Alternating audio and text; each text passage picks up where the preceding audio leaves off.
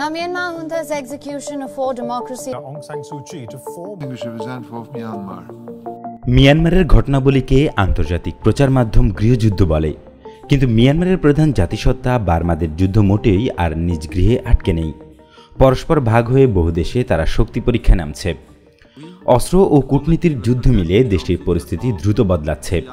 মোটা দাগে এই বাগবদলের ছাপ পড়েছে জাতিসংঘ থেকে আসিয়ান পর্যন্ত সব আন্তর্জাতিক ফোরামে। তবে বিস্ময়করভাবে বাংলাদেশের মিয়ানমার নীতি খুব বেশি পাল্টায়নি।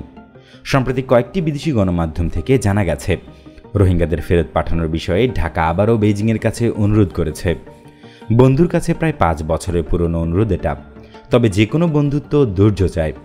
বাংলাদেশের ধৈর্যের প্রশংসা করতেই হবে। মিয়ানমারের সামরিক জান্তার জন্য সর্বশেষ বড় আঘাত এসেছে আসিয়ান বৈঠক থেকে। বিশ্বের কেবল এই ফোরামে এতদিন জেনারেল মিন অং হ্যাংলাই সাবলীলভাবে যেতে পারতেন, কিন্তু সর্বশেষ কম্বোডিয়া বৈঠকে আসিয়ান পররাষ্ট্রমন্ত্রীরা জানালেন, শান্তির পথে বিশ্বাসযোগ্য অগ্রগতি ছাড়া তারা আর জেনারেল মিনকে জোটের বৈঠকে দেখতে চান না।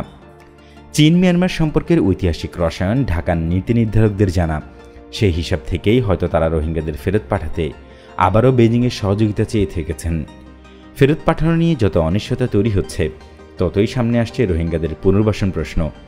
শিক্ষা ও কাজের জন্য প্রশিক্ষিত না করে 10 থেকে 12 লাখ মানুষকে এভাবে কতদিন আশ্রয় শিবিরে রেখে ভরণ পোষণ দেওয়া হবে, সেই প্রশ্ন অনেককেই ভাবাচ্ছে। কক্সবাজারের প্রায় প্রতিটি আশ্রয় শিবিরে অপ্রয়োজনীয় চিহ্নিত করে এতদিনকার অনেক কর্মসূচির বাজেট কমাচ্ছে দাতারা। আগামী বছর এরকম অনেক কর্মসূচি বন্ধ হতে পারে বলে জানিয়ে দেওয়া হচ্ছে। এই প্রবণতা যত বাড়বে, ততই রোহিঙ্গাদের দেখাশোনা খরচপাতি বাংলাদেশের কাঁধে আসতে থাকবে। ইউক্রেন, ইউরোপ, আমেরিকার মানবাধিকার সহায়তায় আমূল পরিবর্তন নিয়ে আসছে, যা এখনই বাংলাদেশের সতর্ক মনোযোগ দাবি করে। রোহিঙ্গাদের নিয়ে কাজে যুক্ত এনজিও সূত্রগুলো জানাচ্ছে, বর্তমানে শিবিরগুলোতে যে পরিমাণ অর্থ দরকার তার 4 ভাগের 1 ভাগ কেবল পাওয়া যাচ্ছে। ভবিষ্যতে এটাও কমবে। তবে বাংলাদেশের জন্য একটা আশার দিক হচ্ছে, রোহিঙ্গা প্রশ্নে এনইউজি গত 1 বছরে অনেক অগ্রসর অবস্থানে এসে দাঁড়িয়েছে। ক্ষমতায় এলে নাগরিকত্ব আইন সংস্কার এবং রোহিঙ্গাদের নাগরিক অধিকার দিয়ে দেশে ফেরত নেওয়ার ব্যাপারে তাদের অবস্থান এখন ইতিবাচক। বাংলাদেশের সঙ্গে এখনই যোগাযোগের ব্যাপারে আগ্রহী তারা।